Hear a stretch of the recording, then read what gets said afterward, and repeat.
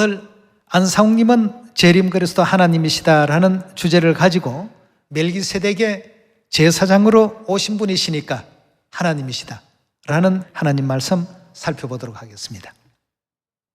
자, 안상욱님께서 이 땅에 오신 재림 그리스도시요 하나님이십니다. 그럼 우리는 뭘 가지고 아버지께서 이 땅에 오신 하나님이심을 증거할 수 있겠습니까?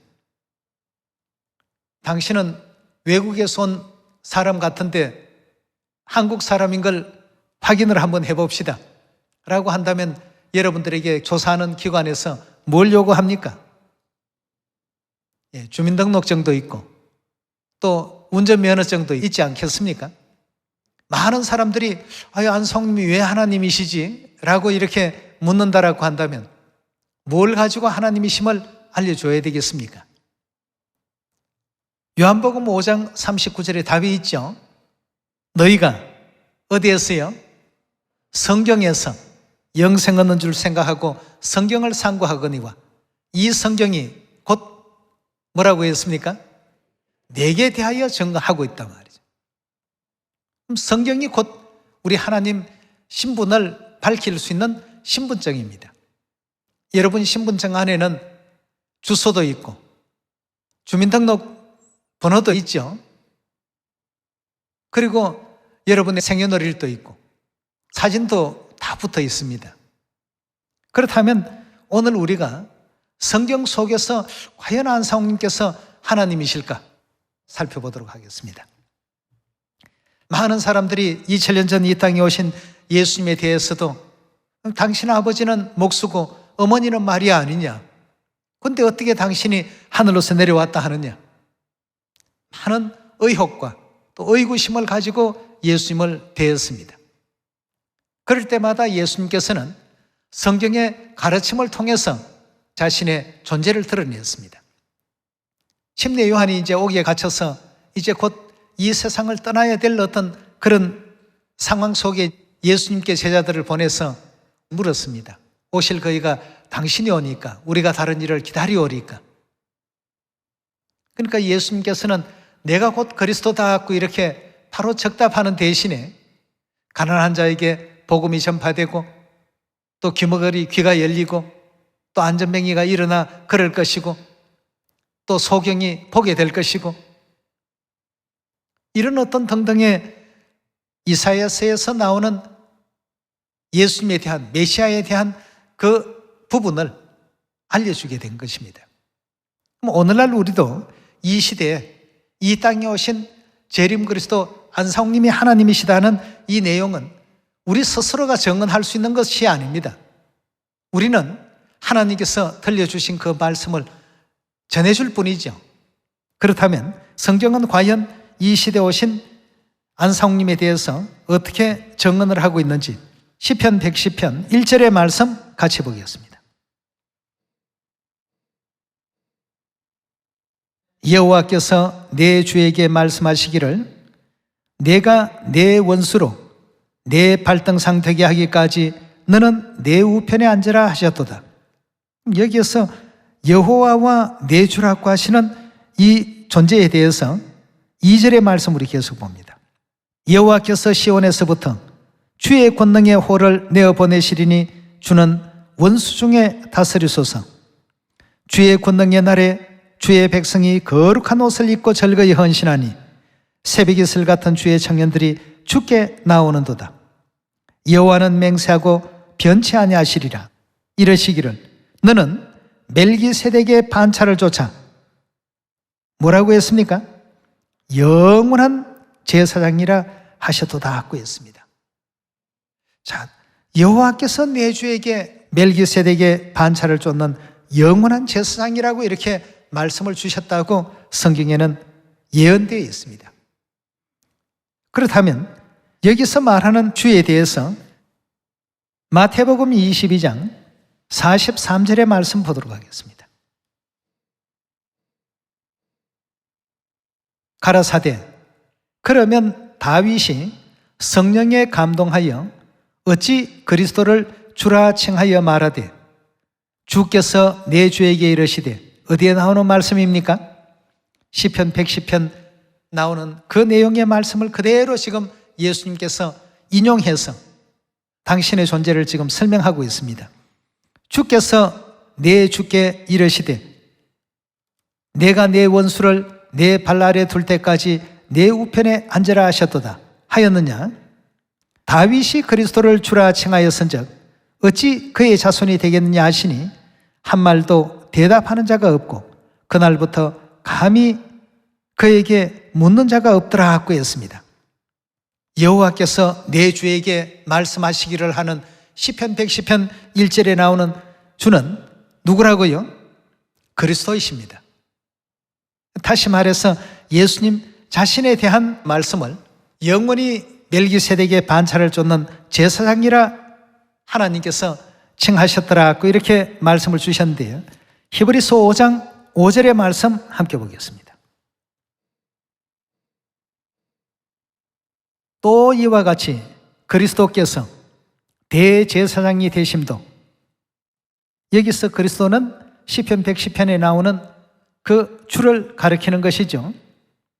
그리스도께서 대제사장이 되심도 스스로 영광을 취하심이 아니요 오직 말씀하시니가 저들어 이르되 너는 내 아들이라 내가 오늘날 너를 낳았다 하셨고, 또한 이와 같이 다른 데 말씀하시기를 내가 영원히 멜기세덱의 반차를 쫓는 제사장이라 하셨으니, 어디에 이 말씀이 있습니까?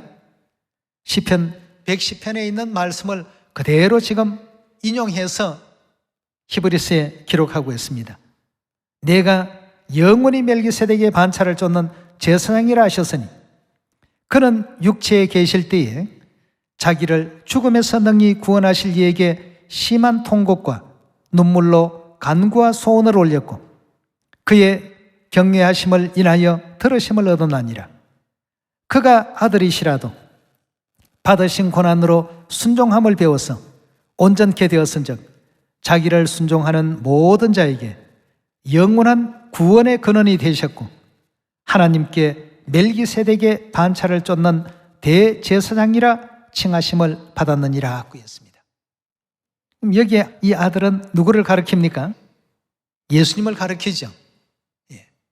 시편 110편에 예수님이 이 땅에 오시기 약 한 1000여 년 전 다윗의 글에 이미 그렇게 예언되어 있었다는 것을 예수님께서도 그 대목을 들어서 설명하시고 사도 바울도 히브리서 5장 이 대목을 들어서 설명하고 있는 것입니다. 오늘날 우리가 성령 시대에 이 땅에 오신 재림 그리스도 안상홍님에 대하여 세상 모든 사람들에게 증언할 때 우리 역시도 이 멜기세덱의 반차를 쫓아서 이 땅에 오신 이가 바로 그리스도 안상홍님이시라는 것을 성경을 통해서 세상에 알릴 필요가 있겠죠. 5장 11절 말씀 계속 봅시다. 멜기세덱에 관하여는 우리가 할 말이 많지만 너희의 듣는 것이 둔함으로 해석하기 어려우니라. 멜기세덱이라는 이 존재에 대해서는 전면적으로 다 해석하기 어렵다라고 이렇게 말하고 있습니다. 자, 그렇다면 이 멜기세덱은 어떤 인물일까? 창세기 14장 17절의 말씀 함께 보겠습니다.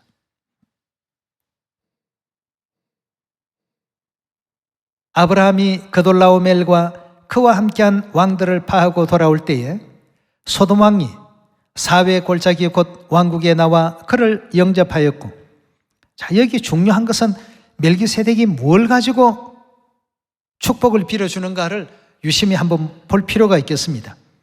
살레망 멜기세덱이 떡과 포도주를 가지고 나왔으니 그는 지극히 높으신 하나님의 뭐였다고요?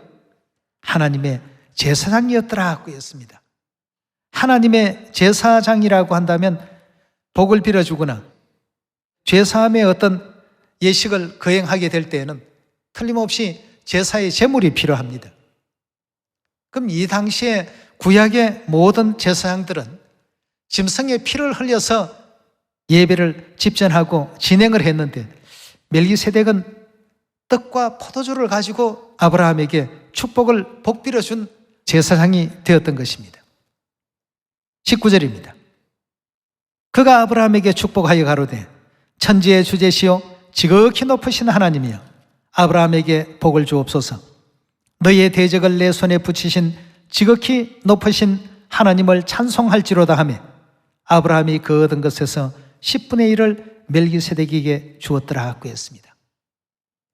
믿음의 어떤 조상이라고 일컬어지는 아브라함이 멜기세덱에게 11조를 봉헌을 했습니다. 그럼 이 멜기세덱은 아브라함보다도 훨씬 더 높은 위치에 있었던 어떤 존재였다는 사실을 확인할 수가 있습니다. 그래서 이 히브리서 기록 가운데서도 높은 자가 낮은 자에게 복을 빌어준다라는 이 부분을 멜기세덱에 대한 이 부분을 가지고 그대로 또 설명을 했고, 또 아브라함의 자손으로 누가 있습니까? 이삭의 또 후손으로 누가 있습니까? 야곱에게서부터 12 아들들이 나게 되고 그 중에 레위라는 그 아들이 또 태어나고 그 레위의 그 반열에서 제사장들이 생겨나게 됩니다. 그래서 아브라함이 멜기세덱에게 11조를 바쳤다는 것은 결국 아브라함보다는 멜기세덱이 위치적인 입장으로 본다면 훨씬 더 높고 존귀한 존재였다는 것을 증명하는 것이다라고 히브리서에도 기록되어 있습니다. 아무튼 오늘 우리가 살펴볼 이 멜기세덱은 그 당시에 모든 그 제사장들이 사용했던 짐승의 피를 가지고 제사를 드렸던 것이 아니라 떡과 포도주를 가지고 제사를 드렸다는 이것이 멜기세덱의 가장 중요한 특징이 되고 심볼이라고 이렇게 볼 수가 있겠습니다. 그래서 예수님께서도 멜기세덱의 반차를 그대로 따라서 이 땅에 오셔서 유월절을 통해서 떡과 포도주로 인류에게 영생의 축복, 죄사함의 축복 허락하지 않았습니까? 마태복음 26장 17절의 말씀 보겠습니다. 무교절의 첫날에 제자들이 예수께 나와서 가로되 유월절 잡수실 것을 우리가 어디서 예배하기를 원하시나이까? 가라사대 성아나무에게 가서 이르되 선생님 말씀이 내 때가 가까웠으니 내 제자들과 함께 유월절을 내 집에서 지키겠다 하시더라 하라 하신대 제자들이 예수의 시키신 대로 하여 유월절을 예배하였더라. 저물 때 예수께서 12 제자와 함께 앉으셨더니 이렇게 12 제자와 더불어서 유월절 이제 지키는 장면을 26절로 한번 넘어가서 보도록 하겠습니다. 저희가 먹을 때에 예수께서 떡을 가지사 축복하시고 떼어 제자들을 주시며 가라사대 받아 먹으라 이것이 내 몸이니라 하시고 또 잔을 가지시고 사례하시고 유월절 포도주가 담긴 잔을 가지사 사례하시고 저희에게 주시며 가라사대 너희가 다 이것을 마시라. 이것은 죄 사함을 얻게 하려고 많은 사람을 위하여 흘리는 바 나의 피 곧 언약의 피니라 하고 했습니다. 구약의 멜기세덱은 떡과 포도주로 아브라함에게 육적인 축복을 빌어주었지만 예수 그리스도께서는 떡과 포도주를 가지고 온 인류에게 죄사함의 축복과 더불어서 마지막 날에 내가 유월절을 지킨 사람들을 다시 살려내겠다 라고 하시는 이와 같은 큰 약속까지 하시게 되는 것입니다. 구약의 멜기세덱이 그림자라고 한다면 실제로 이 땅에 오신 예수 그리스도께서는 멜기세덱의 그 반차를 그대로 따라서 떡과 포도주로 유월절 예식을 거룩하게 기념하시고 우리 모든 인류에게 죄사함의 축복과 영생의 복을 아울러 허락해 주고 계십니다. 확인을 한번 더 해봅시다. 요한복음 6장 53절입니다. 예수께서 이르시되 진실로 너희에게 이르노니 인자의 살을 먹지 아니하고 인자의 피를 마시지 아니하면 너희 속에 생명이 없나니라. 내 살을 먹고 내 피를 마시는 자는 영생을 가졌고 마지막 날에 내가 그를 다시 살리리니 내 살은 참된 양식이요 내 피는 참된 음료로다. 내 살을 먹고 내 피를 마시는 자는 내 안에 거하고 나도 그 안에 거하나니 살아계신 아버지께서 나를 보내심에 내가 아버지로 인하여 사는 것 같이 나를 먹는 그 사람도 나로 인하여 살리라 하고 했습니다. 그럼 예수님을 먹어야 살 수 있다라고 되어 있는데 예수님을 어떻게 먹도록 했습니까? 유월절 새언약 진리를 통해서 유월절 떡과 유월절 포도주는 예수님의 살을 상징하고 예수님의 피를 상징한다는 것을 유월절 만찬석상에서 분명히 알려주셨습니다. 결국 예수님의 살과 피를 먹고 마신다는 것은 유월절의 떡과 포도주를 먹고 마시는 것입니다. 그 떡과 포도주는 구약의 아브라함 시대에 등장했던 멜기세덱이 가지고 나온 것입니다. 그래서 멜기세덱의 반차를 쫓는 대제사장이라 하셨고 또 멜기세덱의 예언의 실체적인 어떤 입장으로 그리스도께서 이 땅에 오셨다라고 성경은 증거하고 있습니다. 자, 그렇다면 예수님과 멜기세덱은 예언과 예언 성취 관계의 인물로 구성되어 있습니다. 그럼 이 땅에 장차 오실 멜기세덱에 대해서 영원한 멜기세덱이라고 했기 때문에 여러분 영원하다라는 이 단어의 표현이 어떤 의미를 지니고 있습니까? 초림 때만 멜기세덱의 입장으로 이 땅에 오시겠다는 뜻이 영원하다는 뜻입니까? 재림 때에도 어떻게 오셔야 되겠습니까? 멜기세덱의 반차를 따라서 그대로 오셔야 되겠습니다. 다른 어떤 제사의 방법을 가지고 오시는 게 아니라 영원한 멜기세덱의 반차를 쫓는 제사장이라고 이렇게 하나님께서 예언해 놓으셨기 때문에 두 번째 이 땅에 오실 때 가장 우리가 분명하게 알 수 있는 어떤 내용이라면 멜기세덱의 그 반차를 따라서 이 땅에 오시는가, 멜기세덱의 제사의 제도를 그대로 가지고 오시는가, 이것만 확인하면 되겠습니다.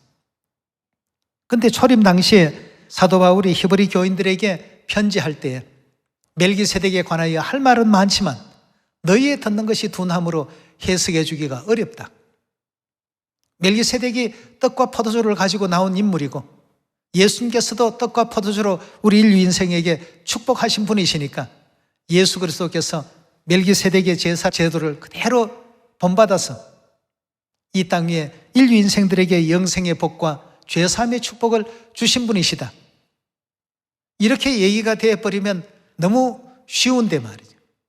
멜기세덱이 가지고 있었던 예언적인 어떤 부분 중에 예언의 완성이라고 보기에는 부족한 몇몇 가지 요소가 있었습니다.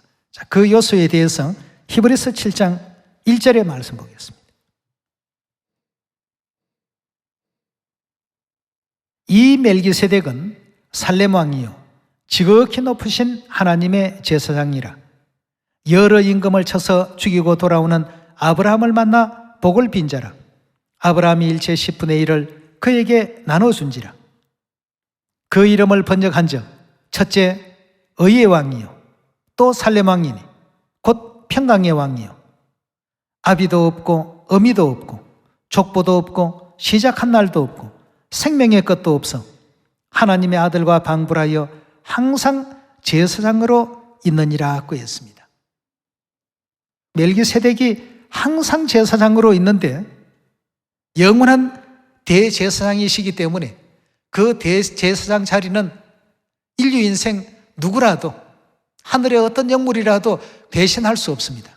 영원한 임기이기 때문에 멜기세덱의 반차를 쫓는 대제사장의 이 자리는 오직 내 주라고 하는 그리스도만이 가질 수 있는 그러한 위치요, 그러한 직분이라는 사실을 확인할 수가 있겠습니다.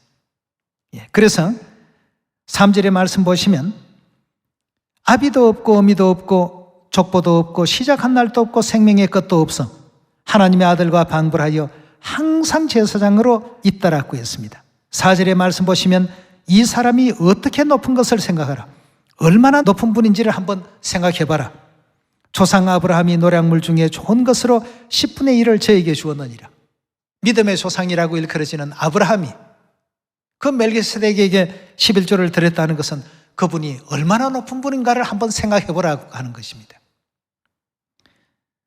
5절의 말씀도 보시면 레위의 아들들 가운데 제사장의 직분을 받은 자들이 율법을 좇아 아브라함의 허리에서 난 자라도 자기 형제인 백성에게서 10분의 1을 취하라는 명령을 가졌으나 레위 족보에 들지 아니한 멜기세덱은 아브라함에게서 10분의 1을 취하고 그 약속 얻은 자를 위하여 복을 빌었나니 폐일은 하고 낮은 자가 높은 자에게 복빌을 받느니라. 또 여기에 죽은 자들이 10분의 1을 받았으나 저기는 산다고 증거하는 자가 받았느니라 하고 있습니다. 멜기세덱이 아브라함보다도 훨씬 더 높은 분이라는 사실을 사도 바울은 지금 이 히브리 교인들에게 설명하면서 멜기세덱이 어떤 분인지에 대해서 특징을 이제 설명했습니다. 이 땅에 이스라엘 족보도 없다. 예수님이 떡과 포도주로 이 땅에 새 언약의 진리의 제도를 세우신 분이시기 때문에 멜기세덱의 반차를 쫓는 영적 멜기세덱이라는 사실에 대해서 납득이 됩니다만 족보도 없다라고 하는 이 대목은 좀 그 당시 사람들이 이해하기에는 상당히 좀 곤란한 부분이었습니다.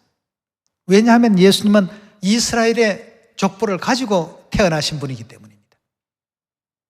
그 내용에 대해서 마태복음 1장 1절 열어봅시다.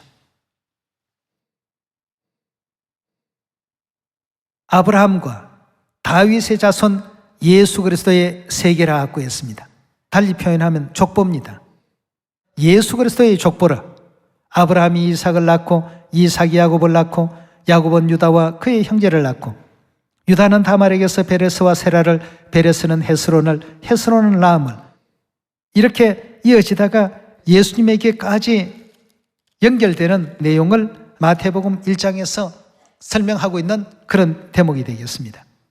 근데 히브리서 7장에 나오는 그 내용을 보니까 멜기세덱은 족보가 없는 분이다 하고 했는데 예수님은 이스라엘 나라의 족보를 가지고 오신 입장이기 때문에 떡과 포도주로서의 예언은 맞지만 족보에 대한 이 부분만큼은 맞지가 않는 대목이었습니다. 그 다음에 아비도 없다, 어미도 없다라고 하는 것은 믿음을 갖지 않는 부모 밑에서 탄생하셔야 된다는 이런 뜻이 되겠습니다. 자, 성경에서 아비, 어미에 대한 그 기준을 어디에 두셨는가? 마태복음 12장 46절의 말씀 같이 보겠습니다. 예수께서 무리에게 말씀하실 때 그 모친과 동생들이 예수께 말하려고 밖에 섰더니 한 사람이 예수께 여짜오되 보소서 당신의 모친과 동생들이 당신께 말하려고 밖에 섰나이다 하니 말하던 사람들에게 대답하여 가라사대 누가 내 모친이며 내 동생들이냐 하시고 손을 내밀어 제자들을 가리켜 가라사대 나의 모친과 나의 동생들을 보라. 누구든지 하늘에 계신 내 아버지의 뜻대로 하는 자가 내 형제요 자매요 모친이라 하시더라 하고 했습니다.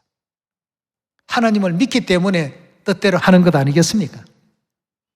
하나님을 믿는 사람이 부모도 되고 하나님을 믿는 사람들이 형제도 되고 자매도 된다는 이와 같은 그 가르침을 마태복음 12장에 주셨습니다. 하나님을 믿지 않았던 그런 가정에서 이와 같이 태어나셔야 되는데 예수님의 부모님은 마리아나 요셉이 다 하나님을 믿었던 사람들입니다. 누가복음 1장의 말씀을 보면 마리아에게 가브리엘 천사가 또 나타나서 하나님의 뜻을 전할 때 그 마리아는 그 하나님의 뜻을 그대로 받아들입니다. 그렇다면 마리아나 요셉은 이미 하나님을 믿고 있었던 사람들이었습니다. 아비도 없다, 어미도 없다는 이 내용에도 예수님께서는 적용되기가 어렵고 족보도 없다는 내용에도 적용되기가 어려운 그런 멜기세덱의 입장이었습니다. 그렇다면 이 부분을 이제 완성하기 위해서 그리스도께서 몇 번째 오셔야 되는가? 히브리서 우리 9장 27절의 말씀 함께 보겠습니다. 한 번 죽는 것은 사람에게 정하신 것이요 그 후에는 심판이 있으리니 이와 같이 그리스도도 많은 사람의 죄를 담당하시려고 단번에 들이신 바 되셨고 구원에 이르게 하기 위하여 죄와 상관없이 자기를 바라는 자들에게 몇 번째요? 두 번째 나타나시리라 하고 있습니다. 두 번째 오시는 그리스도를 우리가 어떻게 알아봐야 되겠습니까? 멜기세덱의 반차를 쫓는 제사장인가 아닌가를 확인해야 되겠죠. 그렇지 않습니까? 왜냐하면 그 멜기세덱의 반차를 쫓는 주님께서는 영원한 제사장이라고 하나님께서 맹세로 보장해 놓으셨습니다. 그렇기 때문에 2000년 전에 멜기세덱의 반차를 가지고 이 땅에 오셨다면 두 번째 이 땅에 오실 때도 당연히 멜기세덱의 그 예언을 따라서 이 땅에 오신 분이 되셔야 되겠습니다. 그러자면 떡과 포도주가 필요하겠고, 또 히브리서 7장의 말씀과 같이 아비도 없고 어미도 없고 또 족보도 없는 그런 입장에서 이 땅에 오신 멜기세덱이 되어야 되지 않겠습니까? 그렇다면 결국 하나님을 믿지 않는 유괴 아버지와 어머니를 통해서 이 땅에 출현하시는 분이 되셔야 됩니다. 우리 그리스도 아버지 안상훈께서는 유괴 부모님이 하나님을 믿었던 분들이 아니었습니다. 족보도 없다. 이스라엘의 족보가 없어야 됩니다. 예수님은 태어나자마자 이미 다윗의 그 계통을 통해서 족보를 가지시고 이 땅에 또 태어나셨습니다만, 아버지께서는 대한민국이라는 이방 나라에 오셨기 때문에 당연히 이스라엘의 족보를 가질 수가 없죠. 그 다음 이제 멜기세덱의 심볼인 유월절 떡과 포도주를 반드시 가지고 오신 분이 되셔야 되겠습니다. 그럼 초림 때도 유월절 떡과 포도주로 인류에게 죄사함과 영생의 축복을 주셨듯이 자기를 바라는 자들을 구원에 이르게 하기 위해서 두 번째 오실 때에도 새 언약의 유월절 진리를 선포하시고 새 언약의 모든 진리를 통해서 당신의 사랑하는 자녀들을 지금 다 불러 모으고 계시지 않습니까? 그분이 바로 우리의 하나님 그리스도 안상홍님 아니시겠습니까? 지금 전 세계 어떤 교회를 보더라도 성경에 이렇게 명확하게 기록되어 있는 이 유월절 떡과 포도주의 의미를 제대로 지금 알고 있지를 못한 가운데 있지 않습니까? 누구의 어떤 역할이기 때문입니까? 영원한 어떤 제사장은 오직 그리스도 외에는 존재할 수가 없습니다. 그 임기는 영원하기 때문에 오직 그 멜기세덱의 제사 제도를 가지고 오신 그가 곧 우리의 하나님이시다고 우리가 금방 알아봐야 되겠습니다. 예. 이사야서 우리 25장 6절의 말씀 보겠습니다. 만군의 여호와께서 이 산에서 만민을 위하여 기름진 것과 오래 저장하였던 포도주로 연회를 베푸시리니 곧 골수가 가득한 기름진 것과 오래 저장하였던 맑은 포도주로 하실 것이며 또 이 산에서 모든 민족에 가려워진 면박과 열방에 덮인 휘장을 제하시며 사망을 영원히 멸하실 것이라. 성경 66권 가운데 포도주를 가지고 사망을 멸하는 진리는 유월절 진리 외에는 없습니다. 그런데 하나님께서 포도주를 가지고 사망을 영원히 멸하신다. 그 멜기세덱이 떡과 포도주를 가지고 나왔고 또 예수 그리스도께서 떡과 포도주를 가지고 나오셨고 두 번째 이 땅에 오실 때에도 떡과 포도주를 가지고 나오는 것은 너무나도 자명한 이치가 되겠습니다. 사망을 영원히 멸하실 것이라. 주 여호와께서 모든 얼굴에서 눈물을 씻기시며 그 백성의 수치를 온 천하에 제하시리라. 여호와께서 이같이 말씀하셨나니라. 그 날에 말하기를 이는 우리의 하나님이시라. 이분은 우리의 하나님이시라. 우리가 그를 기다렸으니 그가 우리를 구원하시리로다. 이는 여호와시라. 우리가 그를 기다렸으니 우리는 그 구원을 기뻐하며 즐거워하리라 하고 했습니다. 이들이 이분은 우리의 하나님이시라는 것을 뭘 통해서 뭘 보았기에 이렇게 금방 알 수가 있었을까? 멜기세덱의 제사 그 직분은 오직 그리스도만이 가지고 계시는 직분입니다. 오늘날 1600년간이나 지키지 못했던 유월절이 누가 오셨기 때문에 되살아나게 된 것입니까? 그리스도께서 이 땅에 오셨기 때문입니다. 첫 번째도 멜기세덱의 반차를 가지신 대제사장이었지만 두 번째 이 땅에 오셔도 그 임기가 계속 이어지고 있습니다. 그럼 우리가 하나님을 금방 알아볼 수 있지 않습니까? 왜 안상홍님이 하나님이십니까? 라고 누군가 묻는다면 아니 멜기세덱의 반차를 가지시고 이 땅에 오신 대제사장이시기 때문에 하나님이십니다. 금방 쉽게 얘기하시면 되겠습니다. 그 제사의 직분은 결단코 성도가 가질 수 있는 것도 아니고 어느 교회 목사가 가질 수 있는 것도 아닙니다. 오직 그리스도만이 가질 수 있는 직분이요, 영원한 제사장이라고 이렇게 설명을 주셨기 때문에 그 제사의 제도는 변함이 없습니다.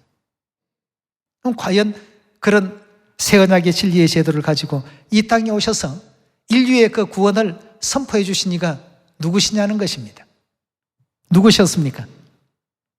예, 그리스도 안상홍님, 우리의 하나님이십니다. 예. 또 3위로 본다면 성부 여호와 하나님, 성자 예수 그리스도, 성령 안상홍님, 다 같은 한 분 하나님이십니다. 하나님께서 죽을 수밖에 없었던 우리의 그 영혼들을 다시는 사망도 없고 애통도 없는 그런 세계 속에서 영생과 복락을 누리게 하기 위해서 이 땅에 오셔서 진리를 선포하시고 37년 복음의 생애 그 길을 걸어가셨습니다. 다시 한번 이 땅에 와주심을 우리가 또 감사드려야 되겠고, 2000년 전 이 땅에 오셔서 십자가에 못 박히신 그 괴로움, 고통, 얼마나 그 괴로움과 고통이 컸으면 성경에서는 기도하시던 그 기도에 땀방울이 핏방울 같이 되었더라고 그렇게 기록되어 있지 않습니까? 그만큼 고통 속에서 이루어진 죄사함이었고 고통 가운데서 주어진 영생이었습니다. 그런데 그렇게 배척당하시고 핍박받으시고 괴로움 겪으신 이 땅에 또다시 오신다는 것, 정말 참 하나님의 사랑이 대단하다고 느껴집니다. 우리 사람도 자동차에 다친 경험이 있는 사람들은 자동차만 옆에 휙 지나가도 옛날 그 다쳤던 트라우마가 작동해서 몸서리를 치고 두려워하는 어떤 트라우마가 다 있듯이 우리 하나님께서 이 세계에 또 한 번 더 육체의 장막 쓰시고 오셨다는 것, 우리 구원 때문에 그렇게 오셨습니다. 끝까지 그 은혜를 잊지 마시고 우리에게 허락하신 이 구원 끝까지 잘 간직해서 아버지 품에 안길 수 있는 그런 날들이 속히 좀 도래되었으면 좋겠습니다. 초대교회 성도들이 다 예수님을 전했듯이 이 시대에 오신 안상홍님을 마음껏 또 전할 수 있는 믿음이 다 되기를 부탁드리면서 말씀 마치도록 하겠습니다. 감사합니다.